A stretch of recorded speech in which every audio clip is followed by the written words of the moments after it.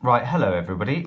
Today, as you know, we're already talking about covalent bonding, and what we're going to be talking about in particular are the bonding, well, covalent bonding itself, of course, is between non-metals. And the non-metals that are most commonly used are all listed on the PowerPoint that either I will show you or I have already shown you. So you've got boron, carbon, nitrogen, oxygen, fluorine, chlorine, etc., etc. So we're going to focus on chlorine to start off with. And you can see over here, chlorine, if I was to draw chlorine, it has a mass of 35.5 and a proton number of 17.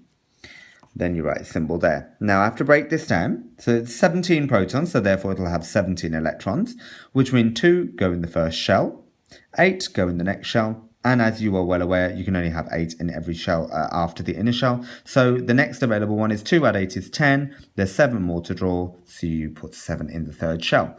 Now you can see 2, 8, 7. You know that all atoms like to have a full outer shell, and therefore, as you are well aware, you only need one more in this shell here.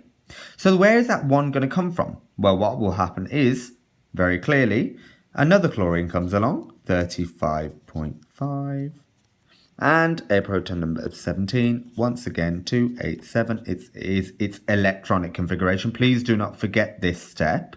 This is really, really important. Otherwise, you will not have a clue what you're doing. So you have to know the electronic configuration of your atom in order to be able to know how many will be shared. Now, if you look at it logically, 7 in that one, 7 in that one. I told you one electron needs to be shared between them. So I would first of all start by saying you draw one electron there, and this one will have one electron there. Understood? Now, it will make sense when I finish this diagram. So watch.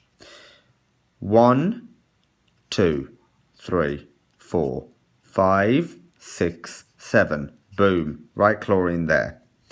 This one over here, I've already drawn one of those electrons belonging to him. Notice that the electron that I've drawn is a dot, not a cross. Otherwise, this is going to get really confusing. So dot there, 1, 2, 3, 4, 5, 6, 7. Put the symbol in between, and then you know that you've got 1, 2, 3, 4, 5, 6, 7, 8 in that atom. So that one's really happy now. And the same if you count them 1, 2, 3, 4, 5, 6, 7, 8 in that atom. And that's why this exists as a chlorine molecule, which is diatomic. Now, bearing in mind, and by the way, diatomic just means 2 atoms. Bearing in mind that you're only sharing one pair of electrons in the middle, that's a single bond. But if I was sharing 2 electrons, that would be a double bond. But this, as you can see, is just a single bond.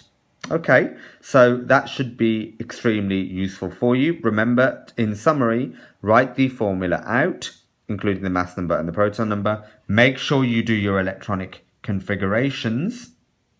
If you know that one electron is missing here, start your diagram by drawing that one electron in the middle there, and then finish off the number here. So 1, 2, 3, 4, 5, 6, 7 is the same as that there. And then you know that this one electron belonged to that one, so you drew 1, 2, 3, 4, 5, 6, 7, which is the same as that number there.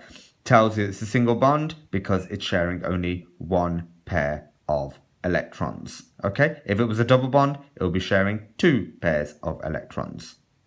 All right, that should explain it all to you. Good luck.